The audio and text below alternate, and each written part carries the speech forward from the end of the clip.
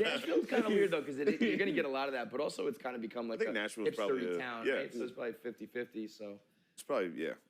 Yeah, I think probably most of the hardcore conservatives were in Ryman Theater last night. Yes. Yeah, you rounded them all. Although it is a country, I don't know. I bet this is one of the more Republican major cities. Yeah.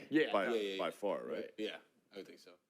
I mean, even Josh last night, when he needed to like rile the crowd up, he was like, "Fuck Nancy Pelosi!" It's so funny. It's funny, especially to make fun of like liberal comics for doing that. Yeah, they're always like, "Fuck that orange piece of shit," and the crowd be like, "Yeah." Yeah. And we're all sitting there like fucking losers. The second we can do it, Jumping on the second it's a conservative crowd, like Nancy Pelosi's a dumb bitch. Am I right? The whole place is like, "This is the best comedian of all time." The power at your I fingertips. can't believe how good this guy is. Did you see this? Speaking of all this nonsense, this guy who tweeted when the mask mandate ended, he tweeted out. You know, I retweet those Ruth Condom whatever type jokes. I saw it, dude. Dude, this was unbelievable. So good. So this guy Jared, who I don't know if he's like a writer or somebody or if he's just a random dude. He got 18,000 followers, so he does something, blogs, whatever.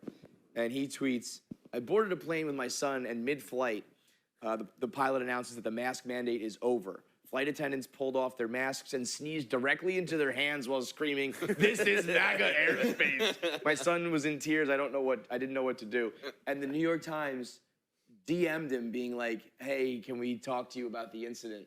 And he's like, "You dumb motherfucker." It's like, yes, we can talk about the incident, you dumb fuck.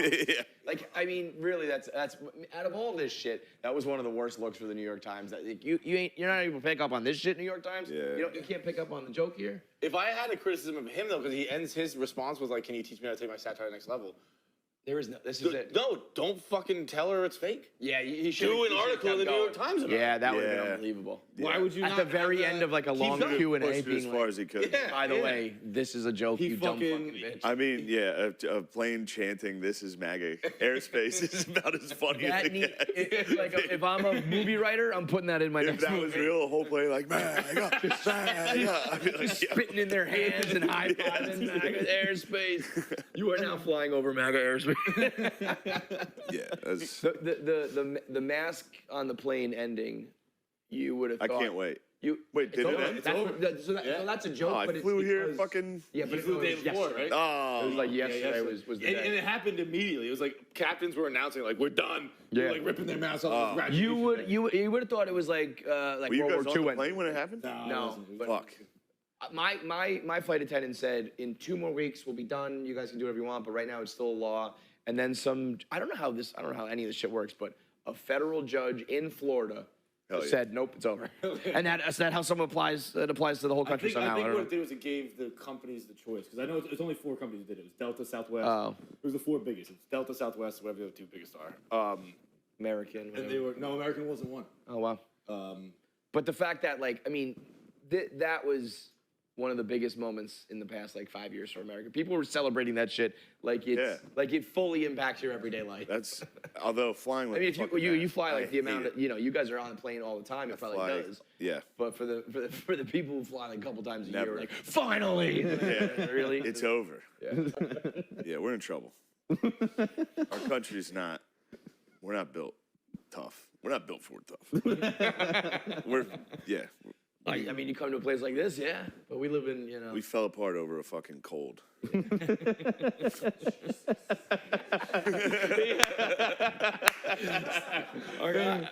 When Josh was laying on,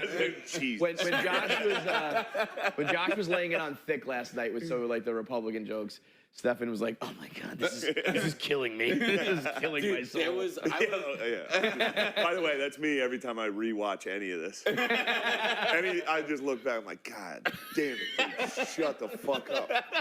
Yeah. Dude, I was saying to Kevin last night, it's wild watching comedy happen in a place that's not comedy, because Kid Rock's thing.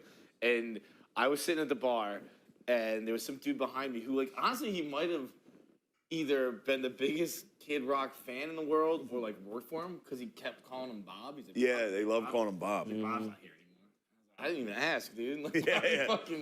I wasn't walking around town and people be like, "Where's Kid Rock?" Party's over, bro.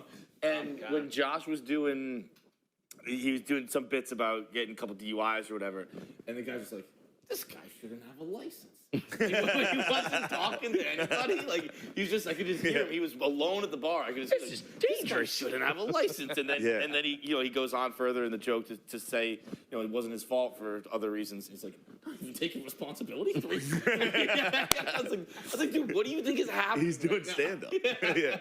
If you're just giving a speech at a bar, people be like, is he admitting to this? Oh, fuck. You said you're not. Yeah, I crossed the nut up. What? You gonna cross nuts up? Occasionally, but Yeah, I just got one. really? Yeah. I do it. He knew exactly what it was right away. I got It's like, what's this, a reoccurring bit? You squash your nuts a I lot? squash my nuts All the time. Yeah. I'm a nut squash. We- The we've classic got- old video. There's a video of this old dude Go like on stage. crosses like, oh, Can we play the video? Do you remember the video of you last night when you thought you were going on stage? no. It's very funny. Josh was introducing. You thought Josh was. Oh yeah. Can we play that What on was this? it? Yeah. Of Yeah. course. All right. Do we have that? By the way, I'm hammered. So to just paint the picture, Shane and Dan thought they were going up next, and there was a miscommunication, and so Josh is introducing another guy, and the way he introduces it, Shane's like, One of my oldest friends in comedy, one of the funniest people I know.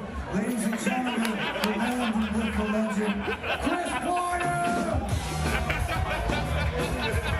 finest people I know. That's not me. That ain't me. That was so fucking. Just by chance he caught that. He goes, I got that. Oh my god, I got that. I happened to be looking at you, and I thought there was no way anyone else was looking at you. I was like, you should have seen Shane's face. I did. I fucking have it. That was absolutely fucking. That's the amazing, worst. It's the worst when you think you're next, and you hear the other person's credits, and you're slowly like, Can't be me. fuck, I'm not next. It happened to me I did the bonfire at the Cellar, and the guy that was on behind me, or the guy that I thought I was going on stage, and they're like, he's got a new show at Sirius XM, and I was like halfway up to the stage. Yeah. I was like, all right, that's definitely not me. And then the comic who was next was like, oh, excuse me. And he went on. I was like, why wouldn't you tell me you're next? We were standing, he was just standing behind me the whole time. So he just let I you was standing flounder. there for a He minute. just let you burn.